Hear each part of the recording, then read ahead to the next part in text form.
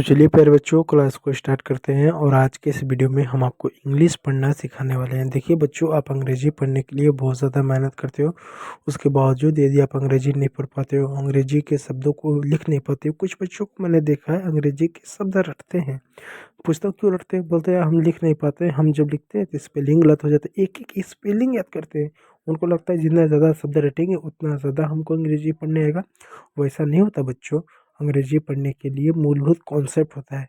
वो कॉन्सेप्ट होता है मात्रा। आप कहोगे हमको मात्रा आती है, हमने बहुत सारी मात्रा पढ़ी है। आप कहते हो बहुत सारे बच्चे हमने मात्रा पढ़ी है। मैं कहता हूँ बच्चों ठीक है, आपने बहुत सारी मात्रा पढ़ी है। मैं आपको दो शब्द लिखता हूँ, ज़रा पढ़ के मुझे बताना। मुझे नहीं आता पढ़ने। मैं एक शब्द लिखता हूँ कार, दूसरा शब्द मैं लिखता हूँ कैट। ये दोनों शब्द मेरा बहुत फेवरेट शब्द है। अब पढ़ो इसको। क्या आपने पढ़ा? आप लोगों ने पढ़ा होगा इसको कार। इस शब्द को आपने क्या पढ़ा होगा? इसको पढ़ा होगा कैट। अपने आप से सवाल पूछो, यहाँ पर ए को आपने आ क्यों पढ़ा? अगर आ पढ़ा भी तो यहाँ पर ए को ए की मात्रा क्यों पढ़ा? अगर सी ए आर कार होना चाहिए तो सी ए टी काट होना चाहिए। यहाँ पर भी एक जो मात्रा है सी पर लगा है, यहाँ पर भी तो ए सी पर लगा हुआ है। ऐसा नहीं तो यहाँ पर ए की मात्रा किसी और पर लगा है। तो मात्रा बदल कैसे गया? मात्रा है एक ही, लेकिन कभी आ की मात्रा पढ़ दी तो कभी ए की मात्रा पढ़ दी। यही कॉन्सेप्ट बच्चों को नहीं मालूम है, जिस वजह से वो अंग्रेजी पढ़ नहीं पाते। तो आज की इस वीडियो में इसी कॉन्सेप्ट को समझाने वाले, इन्हीं गलतियों को बताएंगे जिससे आप अंग्रेजी गलती नहीं करोगे, पढ़ने में अच्छे से अंग्रेजी पढ़ने आएगी। देखो बच्चों, जब हम अंग्रेजी की बात करते हैं तो अंग्रेजी में दो तरह की मात्रा होती है। एक आपका बाराखड़ी की मात्रा होती है जिसमें आप पढ़ते हो अ का ए, आ का डबल ए, क का के, ख का के, ऐसे। ये जो मात्रा होती है इसको हम बाराखड़ी की मात्रा कहते हैं। और इस मात्रा का प्रयोग हम तब करते हैं जब हमको अंग्रेजी में किसी का नाम लिखना हो, आपका नाम लिखना हो, किसी और का नाम लिखना हो, तो बाराखड़ी की मात्रा का प्रयोग करते हो। या हमको हिंदी वाली अंग्रेजी लिखनी हो, जैसे तुम क्या कर रहे हो, ये वाली अगर हमको अंग्रेजी पढ़नी है तो इसके लिए हम क्या करते हैं? बड़ा खड़ी की मात्रा का प्रयोग करते हैं। लेकिन अगर हमको अंग्रेजी के मूल शब्द पढ़ना हो, जैसे ये शब्द को देखिएगा कौन सा शब्द है। जैसे मैं यहाँ पे कुछ शब्द अंग्रेजी के मूल शब्द है, इन शब्दों को यदि आपको पढ़ना हो, इन शब्दों को, तो उसके लिए क्या काम आता है? इसके लिए आपको वाउल काम आता है, स्वर काम आता है। और स्वर कितने होते हैं? 5 होते हैं। ए ई आई ओ यू, ये आपके कितने स्वर होते हैं? ये आपके क्या 5 स्वर होते हैं। कितने स्वर होते हैं? ये आपके 5 स्वर होते हैं। और 5 स्वर होते हैं और कॉन्सोनेंट आपके 21 होते हैं। आपको अगर स्वर कॉन्सोनेंट भी मालूम है। देखो बच्चों, यहाँ पर हिंदी की तरह अंग्रेजी नहीं होता। बच्चे क्या करते हैं? अंग्रेजी को हिंदी समझते हैं और हिंदी की मात्रा की तरह पढ़ने की कोशिश करते हैं।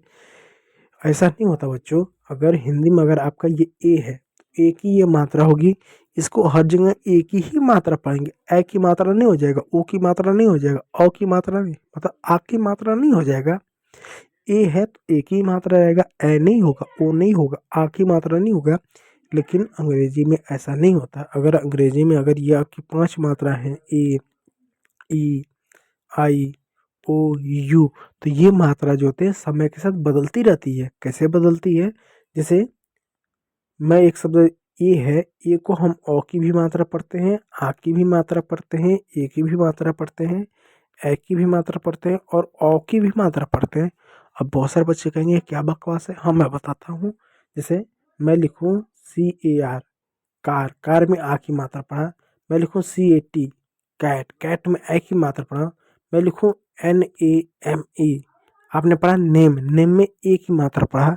मैं लिखूँ कॉल, मैं लिखूँ अबाउट, इन सब में देखो अलग अलग मात्रा पढ़ रहे हो ए का। तो बच्चे कहेंगे हम ये कैसे जानेंगे कि ए को अ पढ़ना है कि आ पढ़ना है? हमारे सामने जो शब्द लिखेगा नया आएगा, हम कैसे जानेंगे? उसका नियम होता है कि अगर आपको अंग्रेजी में ये शब्द मिल जाए तो आप ये पढ़ लेना, ये शब्द मिल जाए तो आप ये पढ़ लेना। तो चलो आपको नियम बताता हूँ, लेकिन नियम बताने से पहले दो चीज़ और बताऊँगा। पहला, यहाँ पर जो अंग्रेजी की मात्रा होती है सिंगल के साथ साथ पेयर में भी होती है। पेयर क्या होता है? देखो, ए, ई, आई, ओ, यू, ये अंग्रेजी की 5 मात्रा है लेकिन इनका पेयर बनता है। जैसे मैं लिखूँ सी ए आर, कार में सिंगल मात्रा है, मैं लिखूँ डेट, DAT डेट। ए और ई दो सिंगल मात्रा है, लिखूँ मैं लिखूँ रीड, मैं लिखूँ चेयर, मैं लिखूँ यूरोप। अब देखो यहाँ पर ए आई यानी ए की भी मात्रा है, आई की भी मात्रा है, यानी ए आई मिलकर एक मात्रा का पेयर बना रही है। यहाँ पर ई ए मिलकर एक मात्रा का पेयर बने, यानी पांचों अलग अलग मात्रा है, लेकिन ये मात्रा मिलकर, दो मात्रा मिलकर एक नया मात्रा बना रही है, जिनको हम वाउल ऑफ पेयर बोलते हैं। इनको मात्राओं का जोड़ा बोलते हैं। तो मात्रा सिंगल भी आती है, पेयर में भी आती है। तो जब कभी अंग्रेजी पढ़ो तो मान के चलो मात्रा सिंगल भी हो सकता है, पेयर में भी हो सकता है। तो करना क्या है अपने को, सिंगल भी पढ़ना है, पेयर में भी पढ़ना है। इस बात को याद रखिएगा। चलिए तीसरी बात याद रखिएगा जो बहुत महत्वपूर्ण बात है, ये जो 21 कॉन्सोनेंट होते हैं, ये पूछते हैं 21 कॉन्सोनेंट हम क्यों पढ़े, ये क्यों बता रहे हो, क्योंकि जब हम अंग्रेजी पढ़ते हैं तो कॉन्सोनेंट का क्या पढ़ते हैं, कॉन्सोनेंट का साउंड पढ़ते हैं, ना कि उसका नाम। जैसे मैं एग्जाम्पल तौर पर यदि आपको बताना चाहूँ, जैसे मैं लिखूँ एक अक्षर, इसको क्या पढ़ोगे, बहुत सारे बच्चे कहेंगे इसको हम बी पढ़ेंगे। बहुत अच्छे प्यारे बच्चों, इसको आप बी पढ़ोगे, क्या पढ़ोगे, इसको आप बी पढ़ोगे तो बी का क्या होता है, बी का आपका ब साउंड होता है। पढ़ोगे इसको बी, लेकिन इसका साउंड होता है ब के रूप में, जैसे BOY। क्या पढ़ोगे, पढ़ोगे बॉय। तो बी को क्या पढ़ोगे, बी को आप ब पढ़ोगे, बॉय, बॉल, बैग। इसी प्रकार अंग्रेजी पढ़ते समय उसका साउंड पढ़ते हैं, ना कि उसका नाम। तो चलिए इन तीन बातों को याद रखिएगा। तो चलिए यहाँ पर जो है अंग्रेजी में अब जो है हम एक ही मात्रा से स्टार्ट करते हैं। देखिए क्या नियम है कि जब अंग्रेजी में, यहाँ से स्टार्ट करना, ठीक है, रूल नंबर 7 से, क्या कि जब अंग्रेजी के किसी भी शब्द में ए आई आए, मैंने कहा ना मात्रा का पेयर होता है, ए आई आए, तो ए आई के बाद यदि एन हो, एल हो, तो ए आई को एक की मात्रा पढ़ेंगे।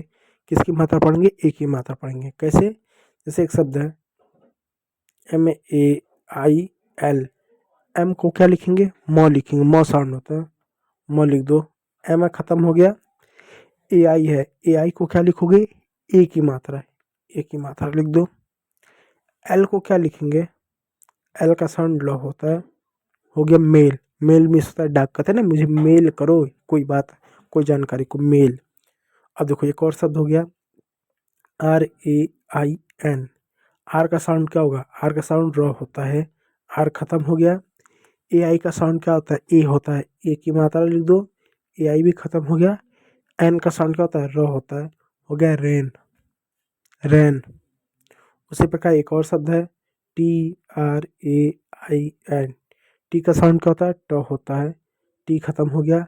आर का साउंड क्या होता है, र होता है, र नीचे लिखेंगे, क्यों, क्योंकि जब दो कॉन्सोनेंट एक साथ होते हैं, बीच में कोई मात्रा ना होता तो पहले वाले कॉन्सोनेंट को आधा लिखते अधिकतर, लेकिन जब आर हो तो चाहे आर पहले हो चाहे बाद में हो, उसको हमेशा आधा लिखेंगे। जब आर पहले हो तो उड़ा कर ऐसे लिखेंगे, आर बाद में तो ऐसा या इस रूप में लिखेंगे, तो हमने ऐसा लिख दिया। आर भी खत्म हो गया, ए आई को एक ही मात्रा है, एन का न, हो गया आपका ट्रेन। उसी प्रकार आपका और भी शब्द होगा pen, train, main, main means होता मुख्य, पेन मीन्स होता दर्द, chain, rain, bell, jail, mail, gain, gain means होता है प्राप्त करना, जेल जानते हो ना, कहते हैं जेल पेन मत दो, इस तरह का होता है ना, jail, mail, gain, gain means होता है प्राप्त करना। तो उम्मीद करूँगा प्यारे बच्चों वीडियो अच्छा लगा, यदि अच्छा लगा तो लाइक कीजिएगा, चैनल पर तो सब्सक्राइब जरूर कर लीजिएगा वीडियो को देखने के लिए।